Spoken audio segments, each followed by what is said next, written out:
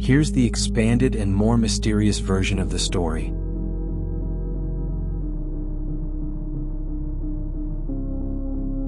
The Los Alamos military base, hidden deep in the New Mexico desert, stood as a fortress of secrecy, its walls bearing the weight of the world's darkest and most dangerous secrets.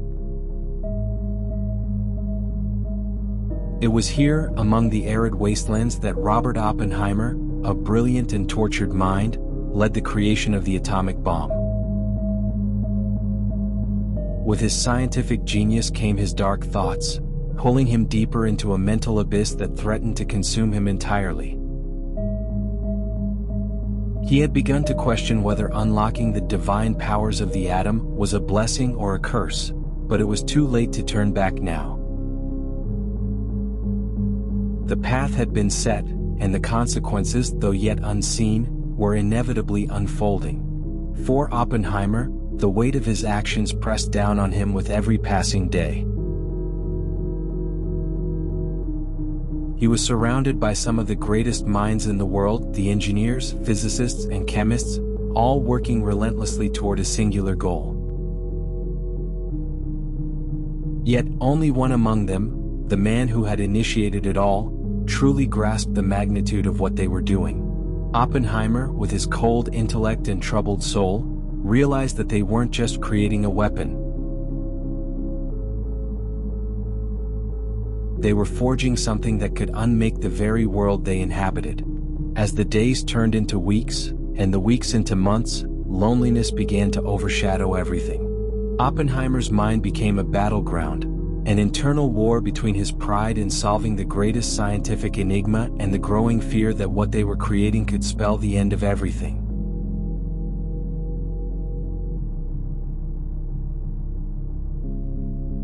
His sense of superiority, once rooted in his intellectual pursuits, slowly gave way to a gnawing sense of guilt and terror. How could he, a mere mortal, dare to control the forces of creation and destruction itself? And yet, Oppenheimer pressed on. But he wasn't alone in this journey. He had once walked alongside Albert Einstein, the man who had shaped much of the scientific world with his theory of relativity. They had shared ideas, dreams, and even the burden of war. Einstein had once been Oppenheimer's mentor, but as the war raged on, their bond began to unravel.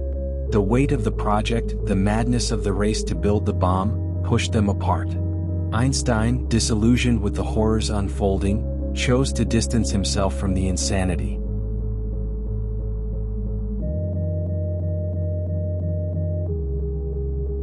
But despite his withdrawal, he still could not escape the darkness that had been set in motion. One evening, in the dimly lit, secret laboratory at Los Alamos, Oppenheimer found himself alone in his office, the flickering candlelight casting long shadows across the walls.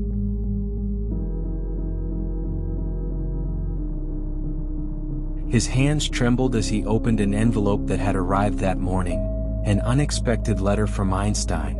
As he read the words, a chill ran down his spine. "To walk this path is to darken the soul," Einstein's handwriting read. "Everything created here will one day return, and humanity will pay the price. You have unleashed a force that cannot be controlled, and it will shape the future of us all, though not in the way you imagine." Oppenheimer's heart pounded in his chest. These were words of warning, words of despair. Einstein, who had once been the beacon of rationality, now spoke as if foreseeing the collapse of all they had worked for.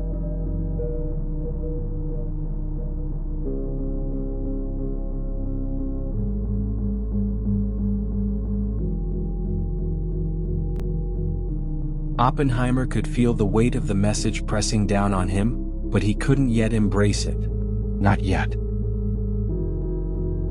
The bomb was almost ready, and in the depths of his heart, he knew there was no turning back.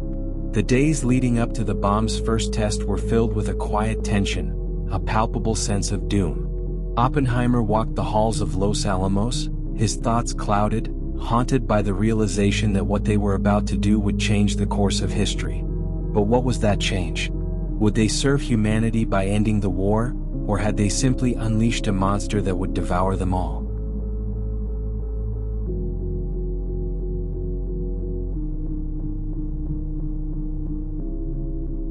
As the fateful moment approached, Oppenheimer found himself unable to sleep. The night before the test, he wandered the desert, the cold air biting at his skin, his mind racing with doubt. The barren landscape seemed to stretch on forever, a silent witness to the madness that was about to unfold beneath the earth. His heart ached as he wondered, if we succeed, what have we truly accomplished? Will we be remembered as saviors, or as the architects of humanity's end?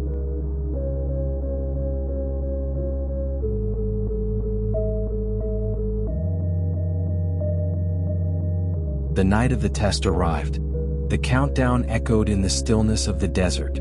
Oppenheimer, standing on the precipice of history, felt the world hold its breath. And then, with a deafening roar, the first atomic bomb exploded above the sands. The ground trembled, the sky was set ablaze with a brilliant, fiery light. For a moment, everything stood still, frozen in the blinding radiance. And then, as quickly as it had come, the explosion faded into an eerie silence. In that moment, Oppenheimer's mind was overwhelmed. He had known it was coming, but the reality was far worse than he had imagined. The destructive power of the bomb, a force of nature unleashed by human hands, was too vast to comprehend. A deep, resonating silence followed the blast, but it was not the silence of peace. No, it was the silence of something far more sinister, something irrevocable. And then, the words from the Bhagavad Gita flooded his mind.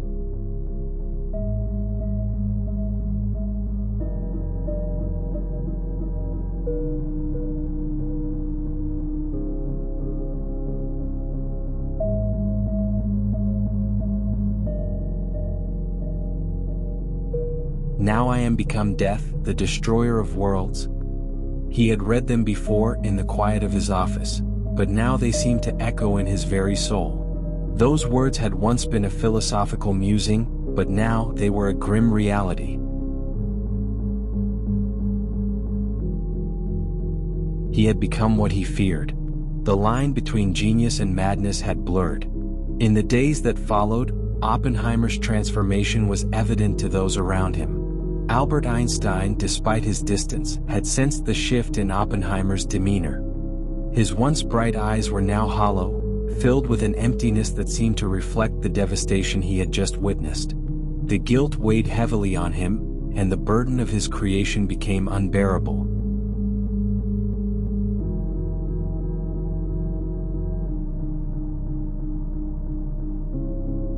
The bright future he had once envisioned for science now seemed like a cruel joke. The relationship between Oppenheimer and the other scientists had also begun to fray. The camaraderie that had once existed was now replaced by an eerie tension, a growing unease that none of them could shake. They had all played a part in the creation of the atomic bomb, but only Oppenheimer understood the full depth of its implications.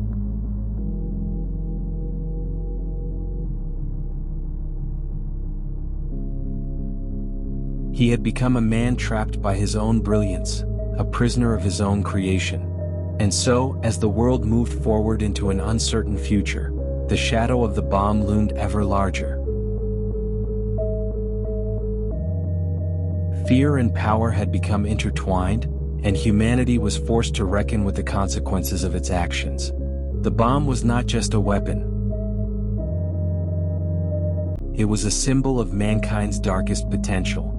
And in the silence of Los Alamos, Oppenheimer knew that no matter how far the world advanced, they would never escape the consequences of the choice they had made.